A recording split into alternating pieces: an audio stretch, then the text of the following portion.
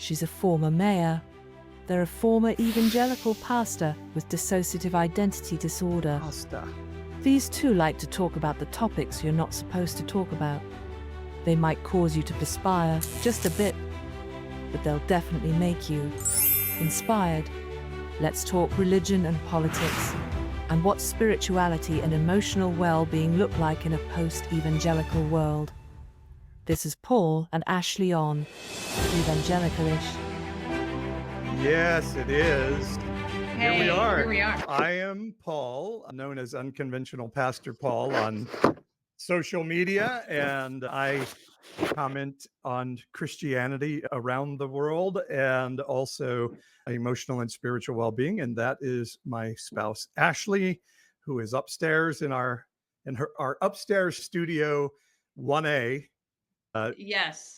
I feel like if you're unconventional Pastor Paul, maybe I'm like conventional Ashley. I don't know. I need like a tagline or like a little like brand or something. But for right now, I'm filling in on Evangelicalish and happy to do so. We decided this would be our summer of fun and Summer of trying swear something and new. gin.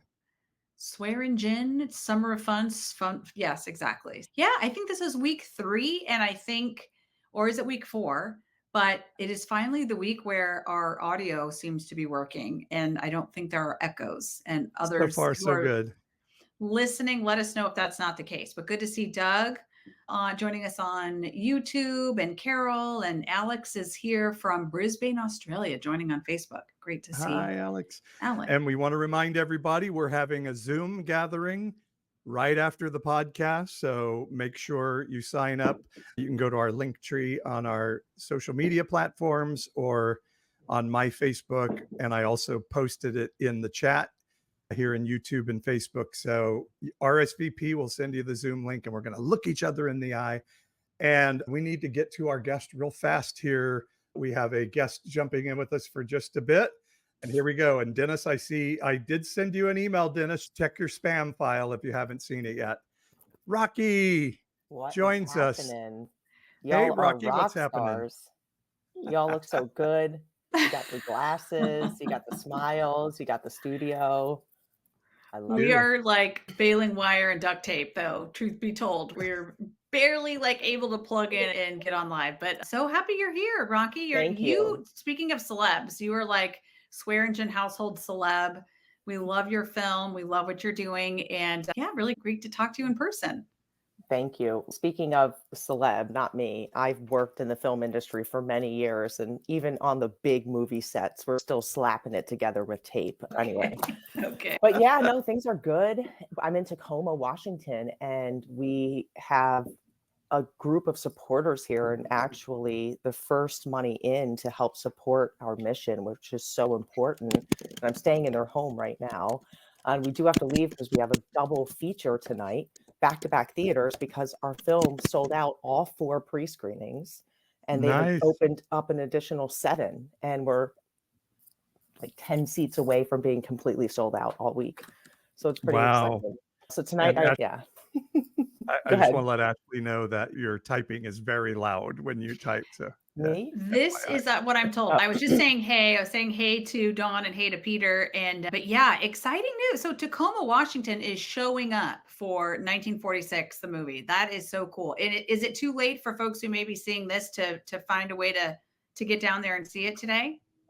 Today is sold out. Tomorrow there's a couple tickets in one of the screenings. Saturday there's about a dozen or something like that, or 10. It was very few. Wow. So it's selling out fast. They're going to open an additional week in August. But if anybody wanted to watch the film, you can watch it at home right now on Eventive, and everything's linked in our bio on our socials or on our website on where you can rent the movie. So that's awesome. We're all going on the road. Yeah, go ahead. Yeah, I was going to say, we only have you for a short moment. I know, I got to leave. Yeah. We are getting ready to hit the road. We are going to tour across the southern United States with a message of affirmation and inclusiveness using your movie and educational information around it. Tell everybody what's happening, and as quickly as you can before you have to walk out the door, how they can get involved and help. Sure. So we're utilizing 1946 as a tool for civic engagement as we are driving voter registration for the 2024 election and utilizing not only the film, but people like Unconventional Pastor Paul, who will be going with us, and community leaders in each city. We're doing and organizing 15 free public conferences. These are free conferences to the public. We want to open up and welcome everyone to a safe space where we have provided avenues to register and release the location later, and make sure that we're providing a safe space for people to engage in the idea that and understanding of how the Bible is being used and misused, not only in our nation, but around the world, and in ways that marginalize not only the LGBTQIA plus community, but other communities. And Paul will speak to this, and some other leaders will speak to local things that are going on in regards to book bans or pushbacks on trans rights or LGBTQ issues, all the things that we're seeing in our country. So we're going to talk about it. We're going to be nonpartisan. We're going to be very civil in the sense where we really just want to bring good information so you can make informed decisions in the election. So we're going to have a lot of fun. We're going to film it, and it's going to be a wild ride. And we're going to let people know that the Bible's not homophobic, just sometimes Christianity is. And we'll explain how we got there. Exactly. Yeah. Exactly. I love it. I can't wait for us. We're RVing. It's 15 cities in 32 days, starting at the end of the month. Temecula, Phoenix, Oklahoma City, Frisco, Texas, Houston, Louisiana, Baton Rouge, Louisiana, Sarasota, Pensacola, Jacksonville, Florida, Birmingham, Alabama, Memphis, Tennessee, Springfield, Missouri, Colorado Springs, Salt Lake City, Las Vegas. Did I get them all, Rocky? You got it. That's impressive. Yes. So good. That is impressive. So good. So if you're in or near any of those cities, reach out to Rocky or me and say, how can I help? There's GoFundMe. All of the free tickets to the events are online on Eventbrite, and you can get all of that through 1946 social media platforms. Yep, everything's linked in our bio at 1946 on Instagram, Facebook, and TikTok. And showing up and letting people know about it is the best way to support us. So let's make this awesome. We already have upwards to 200 people registered in some cities. It's remarkable. Wow. The response has been just great. So we really want to cap out and max out each location. So let's do it. And by the way, if anybody just wants to give us money and write like a $50,000 check, that would be awesome. And we have sponsorship opportunities too. So there are 3 sponsorship opportunities. You can play your commercial before we show the film, just like we see trailers and stuff at the movie theater. And then the other one is putting your logo on the side of the RV. So we're literally right now working. We just found a vinyl application person to put on the vinyl and going to design that graphic for us. So that's happening fast. 1946 the movie info@gmail.com if you want to know more information about that. But we're so excited. Honestly, we can't sit back and do nothing. We need to. I've always been known, they call me Rocky for a couple different reasons, but one reason is I've always been known to stick up as the underdog in the playground. And so don't be bullying my friends. I'm gonna come after you. But this is a civic engagement. We really are looking forward to conversational and mind changing and people who are open to information. I'm sure we'll get a couple pushback people, but we're not coming in hot and angry. We're really just excited and encouraged by the things that we know and want to share. I thought you were called Rocky because you're from Philly. Yeah, that's a little bit of it too. My dad always wanted a boy, and he was going to name his boy Rocky, but I'm the closest to a boy he ever got. So it's a little bit of, sorry, Dad, this is what you got. For folks who may not have seen the film yet, one of the things that I love so much about it, I think I've seen it 3 times. I could easily watch it another 3 times. Every time I watch it, like something else comes through to me, but it is such a loving and caring film. So like I have friends and family that I'm thinking, how do I bridge this conversation? And as much as I don't want their agenda coming at me, I also don't want them to feel like they can only relate to me if they're like listening to me tell them things I want them to think. But this is a place where it's really safe for people who may have very different views about LGBTQ issues. It's a very safe, loving, and welcoming film. And it doesn't back down. It's exciting to see the adventure that you all go on to really try to unpack the use of the word homosexual in the Bible. It's awesome. You could Thank- literally, anybody could watch it. Thank we have you. to let Rocky go so she can get to her event. But Rocky, since our evangelical friends do this, I'll just tell everybody that if you do write us a big check for the trip, you will get into heaven faster or your purgatory will be shorter. I'm just Take kidding. care. I'm not Catholic, but anyway, yeah. Just to play on All right, that. Rocky, thanks all for right. jumping on. And I Y'all am are so awesome. excited to travel with you on this adventure. We're going to have Good so luck. much fun. I can't wait. Y'all have a great one. See you later. Bye. All right. All right, we'll see Bye, you. Rocky. Ciao. Yeah. Looking I could throw back to my evangelism explosion days, and you could say, in answer to the question, if you were to die today and stand in front of God and he asked you, why should I let you into my heaven? You could say, because I sponsored 1946, the Yes. film. So maybe it's like we've all practiced taking the test and saying the right answer. And maybe we're like, oh, there's another answer to the quiz. It's so funny because we've been asking people for some support, and we've heard quite a bit back from people saying, no, we don't like to sponsor political things. And we're Yeah. like, oh my gosh, on the right wing, churches and they sponsor political things all the time. They have an endless supply of money from the DeVos family and Hobby Lobby and the Koch brothers and all these guys. Like, why doesn't somebody give us money to do our thing? Everybody always accuses me of being sponsored by George Soros. I'm like, when does that check show up? Exactly. If only. George if must only. not have my Venmo address.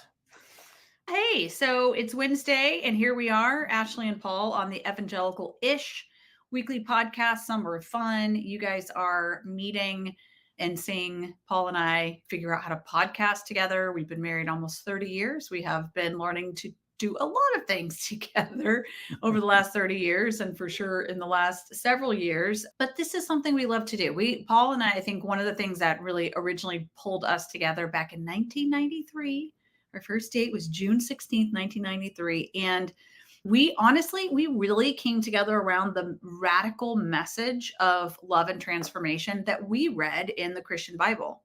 And that was like whoa, you mean you believe in that kind of radical transformation? Yeah, I do too. Whoa, what would it be like if that kind of love was actually on display in our own lives, in our community, et cetera? And we're like, everything would change if we could really access that kind of love in our lives. And that began our journey together. Here we are 30 years later, and we're podcasting and talking about all kinds of crazy things we've experienced together. And the topic of last week's show, and this is part 2, is we saw it coming, Christian nationalism. We saw it up close and personal. And in our marriage and our shared mission, we read the Bible, and we were certain that if Christianity were active in a community, what that would mean is there would be less poverty, there would be equality of economic opportunity, redlining issues would be erased, and we would have justice for everyone. And we realized at some point along the way, as we're talking today, that that's not what other Christians thought would happen if Christianity was activated in a city. But you know that feeling where you're like talking to someone and you're like, yeah, I agree. And like you think you're on the same page, and then something happens and you're like, oh shit, like we are totally seeing things differently. That was 2016 for Paul and me. And even months and years leading up to that, we talked last week. If you haven't listened yet, you can go download the podcast from last week. We're calling this part 2, as Paul said, but we started telling our journey into this world where we were exposed to like major actors in the Christian nationalism movement. But at the time, we didn't know that's who they were. I don't even know if they necessarily knew who they were. That was what they were up to. But I always get this, the way I would describe it is I feel like Paul or I or both of us were like Waldo in so many crowd scenes of the Christian nationalism movement where we're just like in the background, eyes wide open. Oh my God, is this happening? And now we're looking back on the people that we talked to and what we saw in 2012 at the National Prayer Breakfast and meeting Doug Coe from the family. And oh my God, this happened. And then that happened. My journey as a local politician in a nonpartisan office, being exposed to people in the local Republican Party, all realizing, whoa, we are coming from very different perspectives. Anyway, we had so much fun talking about that stuff last week. It was like for, I think, Paul and me, I don't know, just a little bit of a walk down memory lane. But there were 2 big memories or experiences, Paul, that you remember that we didn't have time to talk about. So we wanted to Yeah. pick back up on those things. And I was telling you, like, I think these are your moments. You should talk Okay. about these, and I'll do the color commentary. Okay. And I want to mention, if you don't know about Doug Coe and the family, there is a wonderfully creepy documentary about them on Netflix that you could check out. But yeah, we had talked last week about how we were starting to say, hey, this political stuff doesn't look very good partnered up with the evangelical religion. And I was talking a lot about, guys, this doesn't look very good.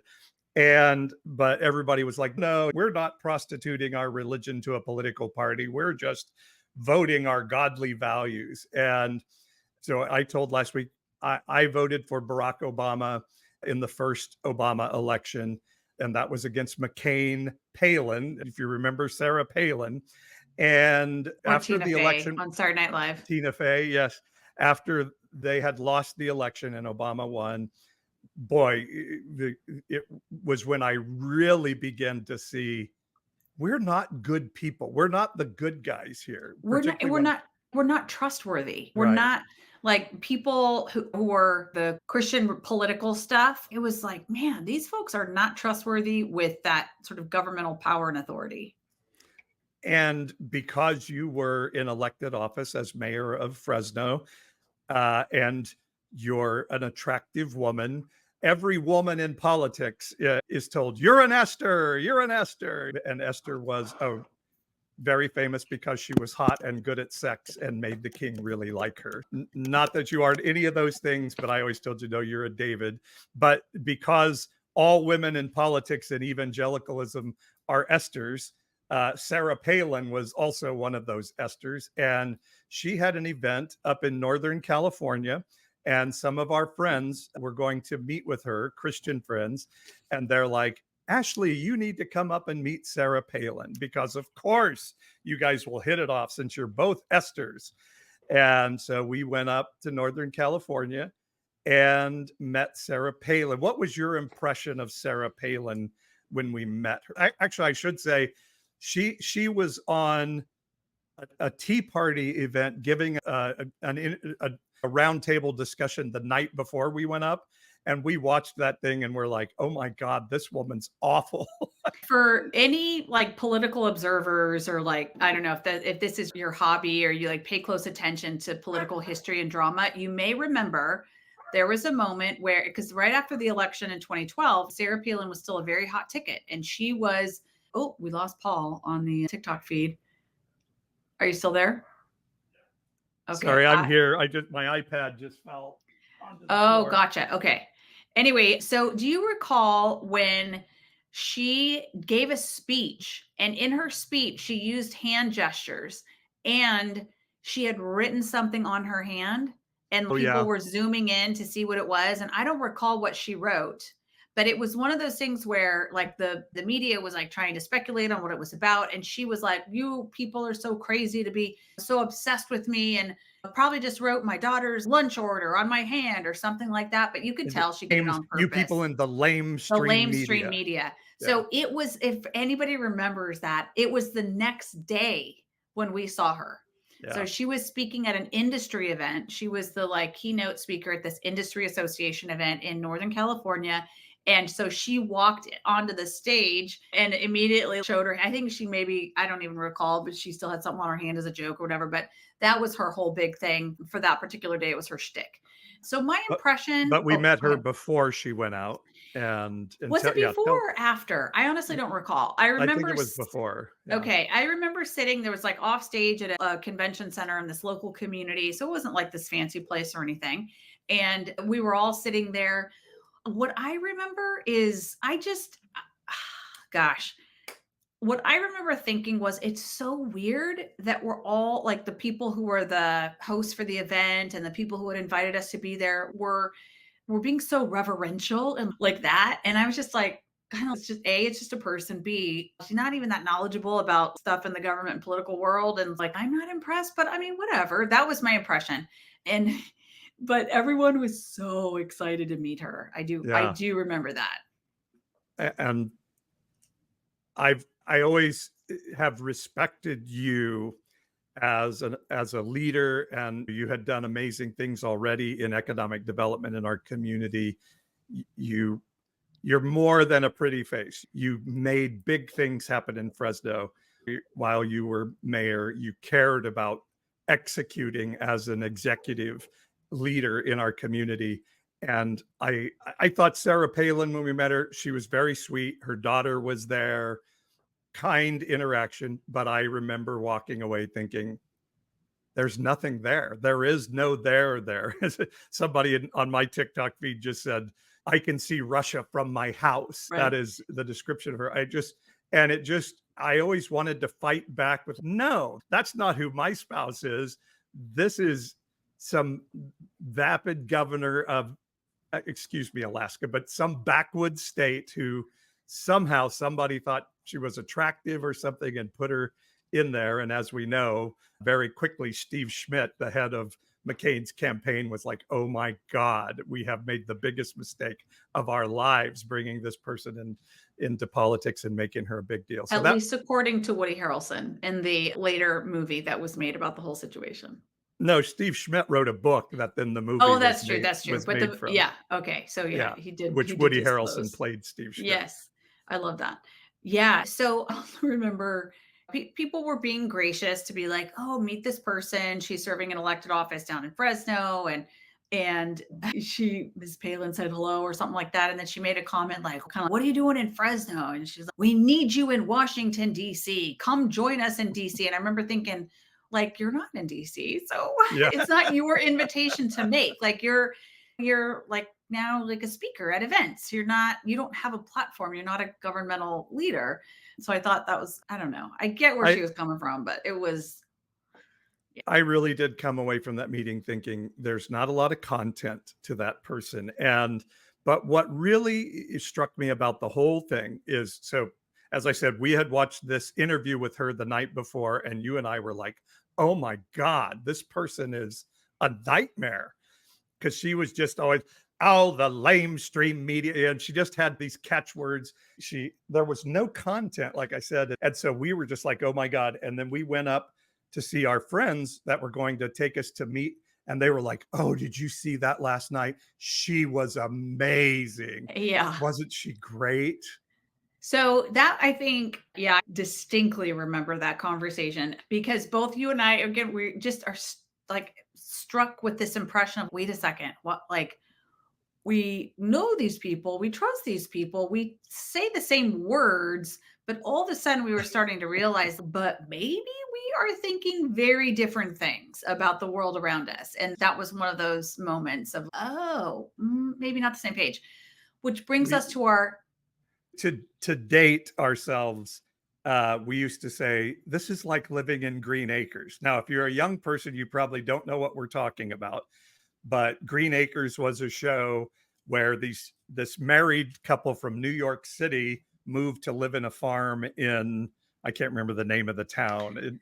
Was the town Green? It was Green Acres, I think. Green Acres. I thought that was the name of the farm. But anyway, somebody can tell us. They moved to Bug Tussle, rural nowhere.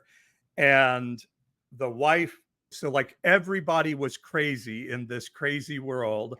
And the husband was the normal guy. And because he was normal, he was crazy. Everybody else was crazy. And even his wife had learned the language to talk to the pig. And so the man, played by Eddie Albert, was crazy because he was the normal person in a crazy world. And we just kept looking at each other and like, okay, we're the normal people in this crazy world. And everybody else around us is, oh yeah, she's great. It was just really wild. But similar to the show Green Acres, it's like everyone is so convinced around you that you're like, maybe it's me. The pet pig, Arnold the pig, Oliver, the husband, was like, that's a pig. It doesn't talk. And the wife was like, no, it's talking. So there is a point. Is Mr. Honey, Deb just says on Facebook, was Mr. Honey. Haney. Haney. Yeah. That's right, Mr. Haney. And I'm pretty sure the pig was named Arnold. But it's funny because... Yes, the pig was Arnold. The pig. You're right. I have heard the show Green Acres invoked probably dozens of times in the last year alone by people on various talk shows, etc., that are remarking on what is this season we're living in. So obviously people who say that are Gen X or older, because younger people don't know about Green Acres, but it is, I think, a kind of starting to become a more universally understood, 2024 Green Acres. That is the name of this season in time.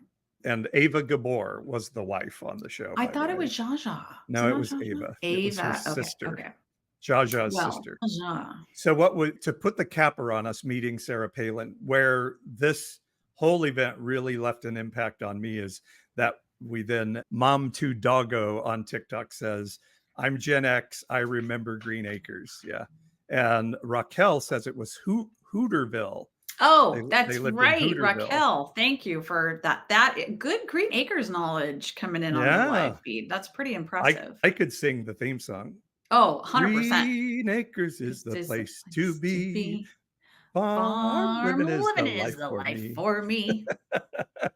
I didn't even know the next line, but I'm going to spare everyone listening to this right now. Yeah, I could sing it all, but give me, it ends with, his verse ends with, give me forget Manhattan, give me that countryside. Countryside, yeah. Yes.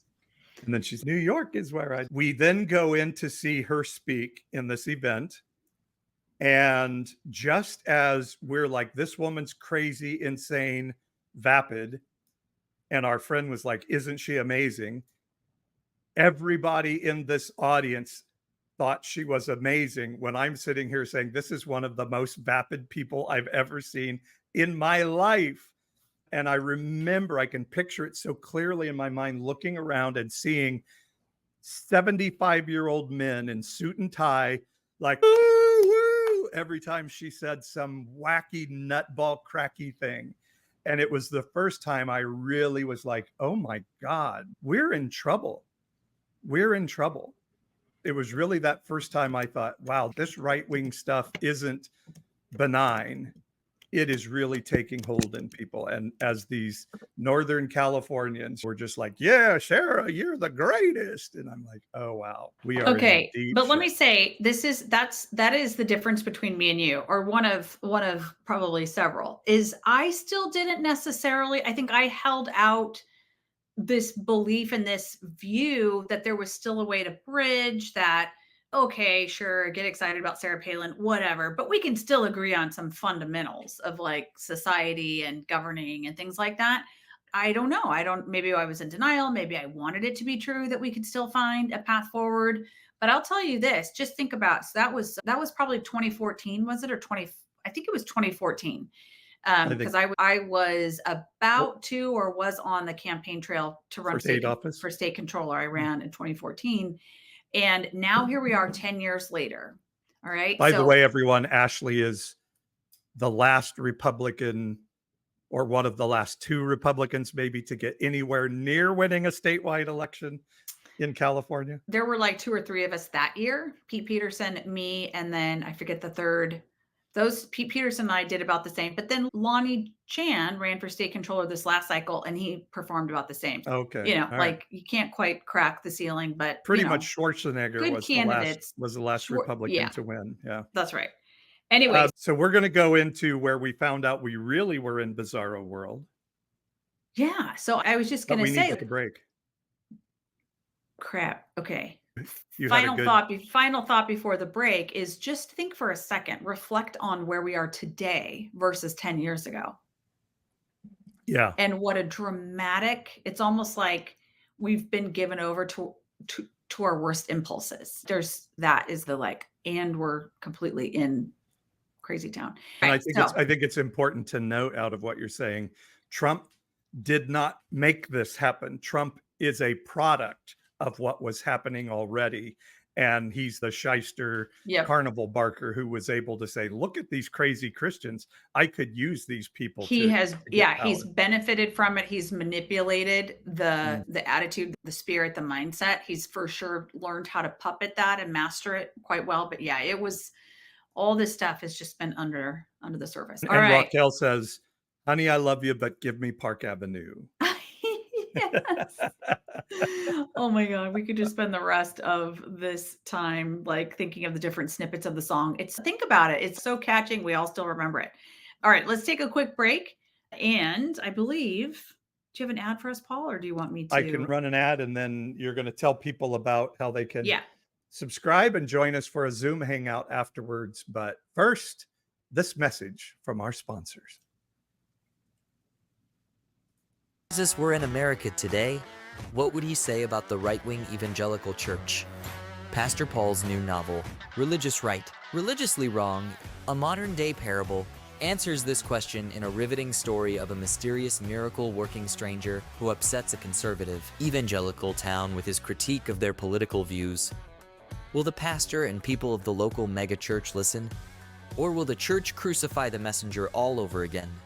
Religious Right, Religiously Wrong is the story America needs right now. James Fallows, writer for The Atlantic and former speechwriter for President Jimmy Carter, says Paul's book is very much worth reading and could not be more timely.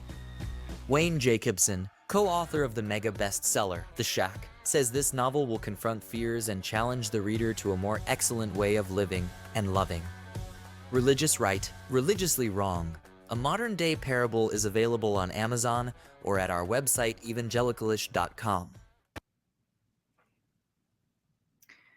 Okay. All right. So that's it. And for those of you who are joining on TikTok, or I guess some you can see it on our other channel platforms as well, that's the book just over my right shoulder, Religious Right, Religiously Wrong. And it's such a good story. And you repackaged it and added to it. And so even if you may have read it in the past, it might be worth picking up and reading again. But is an amalgamation, the characters are an amalgamation of people that we have known in our lives and things that we've experienced in real time here in our community of Fresno and Central California. And it weaves a story in a way that it's really powerful and compelling. And I laughed, I cried, etc. Ever wondered what would Jesus incarnate in America today say to the evangelical church? Religious right, religiously wrong is the answer to tell you what he would say. FYI. Yeah.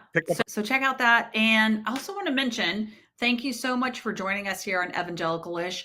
Wanted to let you know there is a super cool and easy way to get more information and more connection time with Paul, with me, with other things happening on the show. And it's called subscribing. Maybe you've heard of it. You can subscribe to this channel at evangelicalish.com, evangelicalish.com, all one word.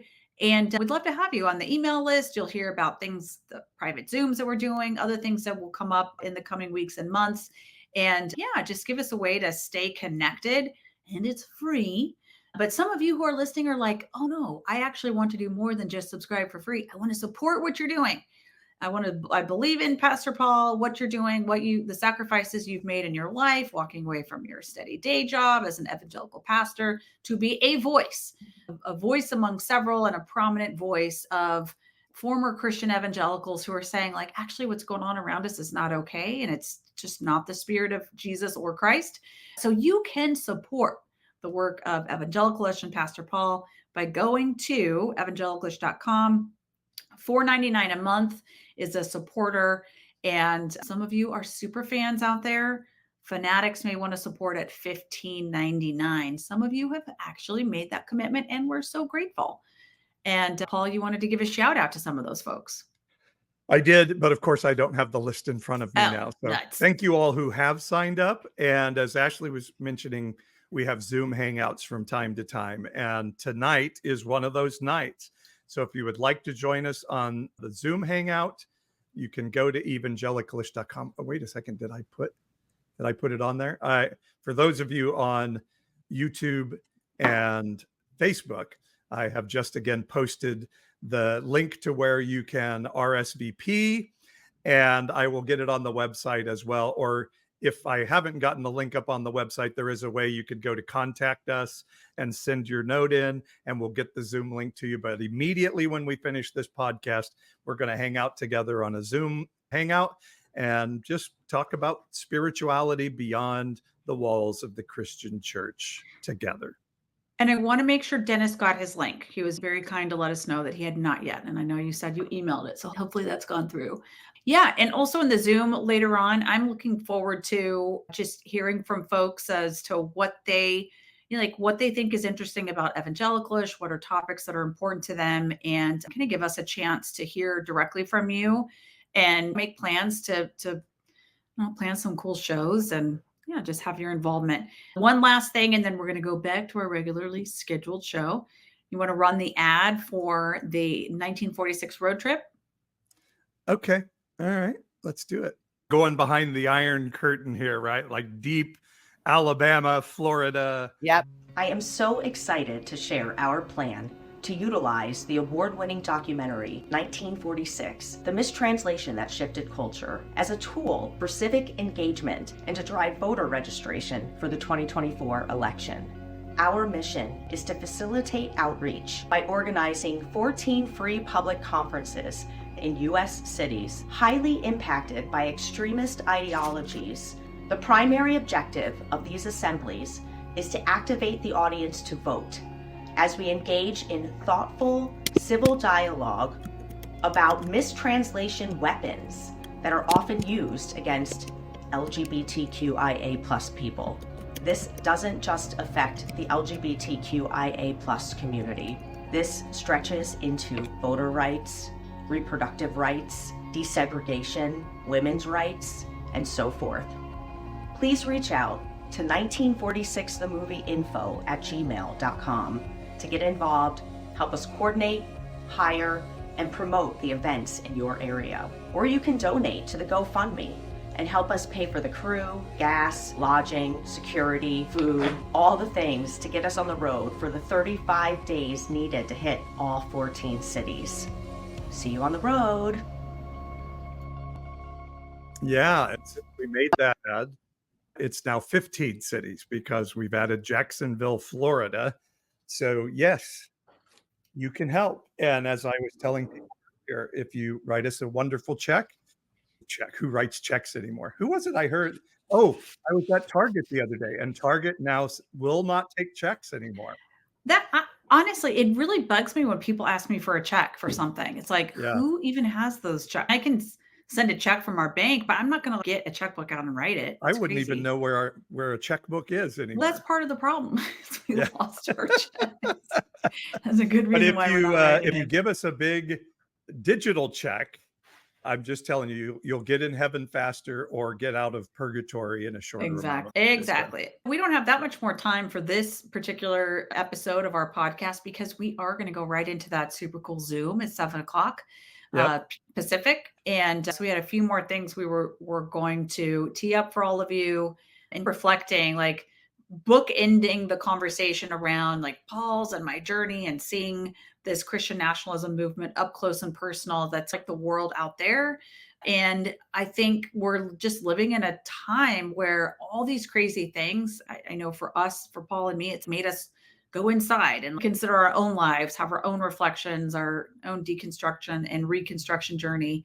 So maybe let's spend the next few minutes just doing that, like kind of set aside the realities of what's happening outside of us and talk about our own spiritual journeys. Yeah, but we do need to tell the other story, right? Because we pubbed it before the break. Oh, for crying out loud, we still haven't told that story. So this is a good one. This is actually a very like jaw-dropping, but sadly not a surprising story. Yeah. And I do want to add, by the way, Dennis says he still doesn't have a link. Dennis, as soon as I get done with the show, I'll shoot the email to you again and we'll make sure you get it. So I want to see you in the Zoom for sure. So if you go RSVP, we will get you the link as soon as we're off with the podcast here. And I want to say we're telling this as our journey from evangelicalism, but also we're going to start telling some of our personal story down the line here because, hey, we're all on a journey, and unmooring ourselves from evangelicalism started to give us a chance to look inward in ourselves as we were never allowed to do in evangelicalism. And it's caused quite a kerfuffle in our life that we're still trying to work through. And we think probably we're not the only ones that's happening to. So we'll talk more about that down the line. But so I leave that Sarah Palin event in, what do you think it was, 2014? I'm pretty sure it was 2014. Okay. I thought it was not long after the election. It was 2012 was the election, so it wasn't. No, you're right. Was 2008. Yeah, it was Romney in 12. Right. Maybe it was before. I think it was. Okay. Yeah. It might have been like 2010-ish. Yeah, I think you were fairly new in the I mayoral think role, you're but right. so it was there, and that was when I really saw this. We didn't call it Christian nationalism then. This right-wing Christianity, this Fox News Christendom, is really a problem. I saw this, and I really started calling it out to people around me, and they were like, "Oh no!" And but then one day, and this would have been, what do you think, 20? Oh Well, gosh. let me just say, I got attacked by people in our church because I didn't teach about chemtrails, where President Obama is poisoning us with chemtrails, and somebody else was, I am a constitutionalist, and you really need to be teaching about the Christian roots of our nation, those things. But one day, a very good friend of ours, people we loved as much as we've loved anybody outside of family in our life, I think, he reached out to us. He's a prophet. He was on the Elijah list. Oh my gosh, we didn't contact our friend who worked for the Elijah list. We'll have to do that. But he's on the Elijah list, prophetic, telling things from heaven in our lineage of Christianity. And we really loved and trusted this person. And he called me one day, or maybe emailed, I don't remember exactly, but he said, "Oh, you've got to check out this thing called QAnon. You've got QAnon. It's really what's happening in the world." And he sent me these links with 4 hours of video about QAnon on YouTube.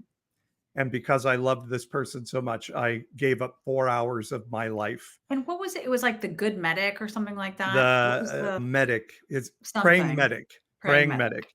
And they're like, "Oh, he's been on the stage at Bethel in Reading, which was our sister church." And, Our you know, mothership. and Praying Medic, that's what it was. I watched 4 hours of Praying Medic to explain these messages from QAnon and what they meant. And I just, that is 4 hours of my life I'll never get back. I reached out to our friend and I said, frankly, I'm sick to my stomach having watched this. I need to take a shower. I feel so grimy. I said, there is nothing that resonates with the spirit of heaven in me with what I watched. And so he says to me, "I'm telling you that Hillary Clinton and Barack Obama will be in prison in Guantanamo by the end of 2018, or I will never prophesy again." This was the statement, then that was in an email. And we just so happened to end up having lunch with these wonderful folks on New Year's Day of 2019. And they start talking QAnon to us again. And I'm like, wait a second, you said Hillary Clinton and Barack Obama would be in prison by the end of 2018, and they're not in Guantanamo in prison. And what did he say? You don't know that. You don't know that. They may be. And let me say, Along with John McCain, who isn't really dead. That was all a fake. So it was one of the moments I was most proud of you, Paul, because it was a very difficult conversation to have.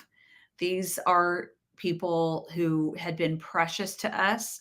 And as we've been talking about throughout this show, the moment where you realize like how you're so totally on opposite pages with people who are like close to you, like family. And so you're having to say, and they so valued the QAnon world and the messaging, and they just had gotten so into it, like head over heels into the depths of this stuff. And so it was precious to them. And you were coming along to put a boundary up, but you were so kind. And that I remember it like it was yesterday. And what you said was, we sat down, we were excited to see each other. Hi, we had driven from Middle California. They had driven from Southern. We were meeting for a late brunch on New Year's Day, et cetera. It was great to see them. And while our kids were going to Magic Mountain. That's right. And they went on the like QAnon, blah, blah, blah. It's like the feverish kind of like that. And I remember you just kind of like put up your hand and you just said, "Hey, I just want to stop you right there. I want to let you know I listened to the 4 hours a video that you sent us. I just want you to know that is not for us." And that's all you said. Like that, just like, it is not for us. And it was kind, it was gentle, and the look on this couple's face, they were like like you had slapped them or something, and all you were doing is saying, just stop right there. That is not the path we're going down. And then you followed it up with, I don't see anything Christ-like in this, and then they backpedaled a little bit, but they continue to try to like make the case.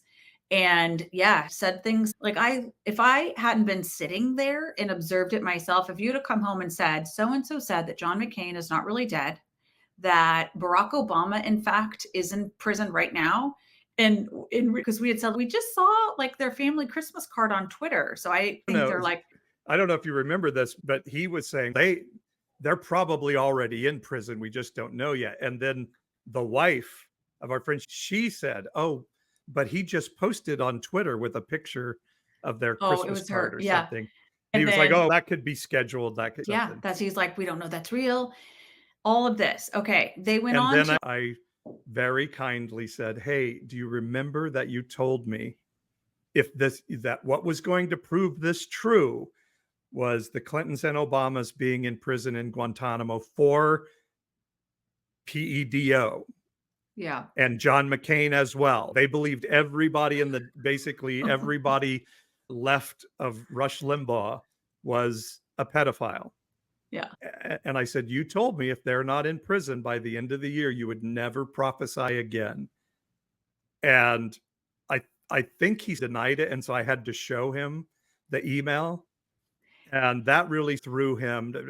But the crux of it all is now this wonderful person that we loved is constantly on social media saying, time to build the gallows on Pennsylvania Avenue and hang people. And it's just so sad what this right-wing Christianity did to really good people. If you'll recall, you had reached out to this person. Let's say we were meeting in January. This was like fall of the previous year. And and you sent them a copy of your book and you're like, hey, I'd really like to get your feedback on this. And obviously your book is challenging and provoking of the religious right. So you were like reaching out as a little bit of a spiritual mentor, cover, whatever.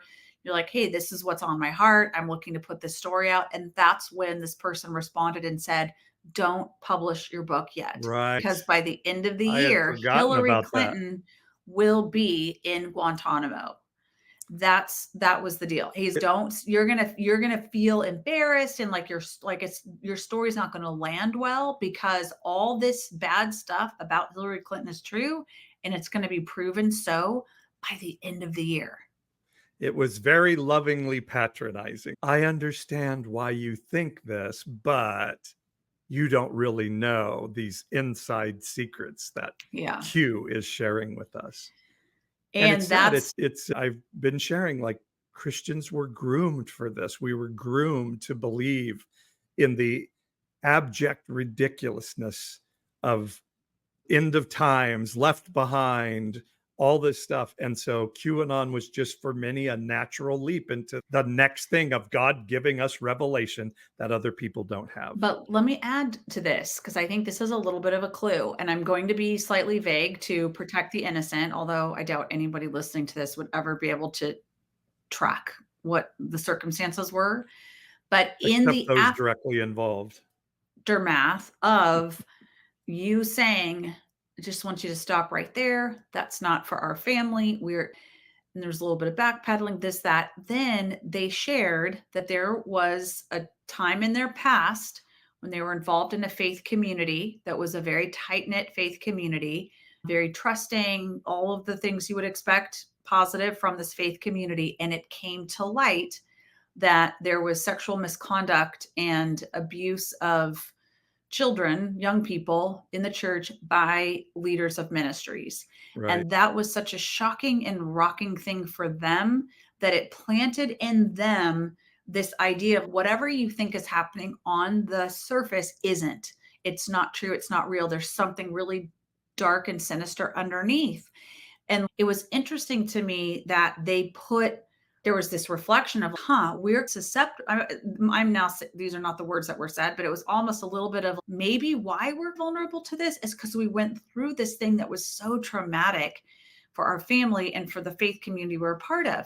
And it all comes back to that. It's now talking about the system and no one person, but the abuses, air quote, the abuses, the sexual abuses, the power abuses, all the abuses of the church are in fact what set its congregants and its members and its followers up to perpetuate abuses of the same and different sorts.